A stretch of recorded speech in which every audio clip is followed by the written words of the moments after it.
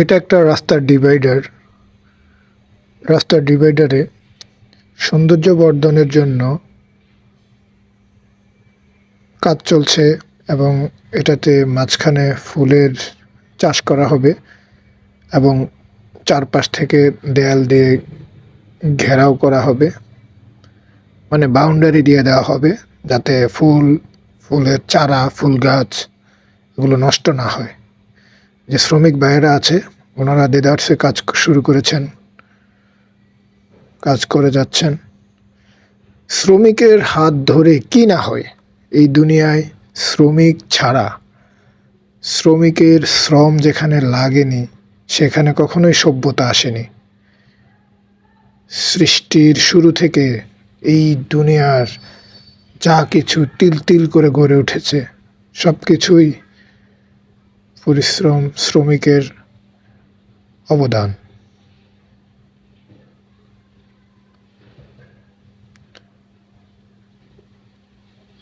বাড়ি ঘর থেকে শুরু করে যত কিছু আছে, আমরা দু চোখে যা কিছু দেখি সব কিছুই শ্রমজীবী মানুষের পরিশ্রমেরই রেজাল্ট। কিন্তু তারা কোনো কিছুতেই কোনো সুবিধা পাচ্ছে না, কখনোই পায়নি। সেটা সৃষ্টির শুরু থেকে এ পর্যন্ত কখনোই না। কেউই তাদের কথা ভাবে না, শুধু সবাই তাদের পরিশ্রমটাকেই ব্যবহার করে। কথাগুলো বলার কারণ হচ্ছে এ কথার পেছনে কিন্তু বড় একটা ব্যাপার, যে আসলে আমরা তাদেরকে তাদের প্রাপ্য সম্মানটুকুও দেই না। তাদের যে কাজের মর্যাদা সেইটুকুও দেই না। তাদেরকে আমরা দেখি ছোট চোখে, হতদরিদ্র, দুর্বল হিসাবে দেখি। কিন্তু অথচ তারাই সবচেয়ে শক্তিশালী কাজগুলো, পরিশ্রমের কাজগুলো করে থাকে, যা আমি আপনি কখনো পারি না, সম্ভব না আমাদের দ্বারা।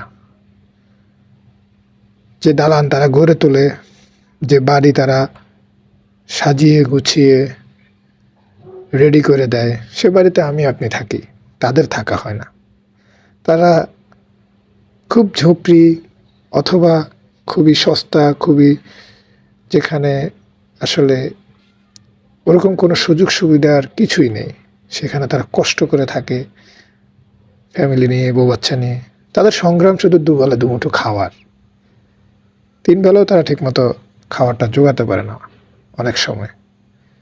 আমরা তাদের উপর অনবরতই শোষণ করে যাই, সুযোগ পেলেই তাদের উপরে ঝাঁপিয়ে পড়ি, কিভাবে তাদেরকে বঞ্চিত করা যায়।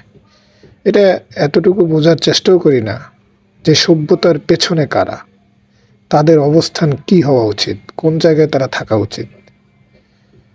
তাদের মর্যাদা হওয়া উচিত ছিল সমাজের সবচেয়ে উঁচু স্তরে, সম্মানের জায়গায়, যেখানে যার।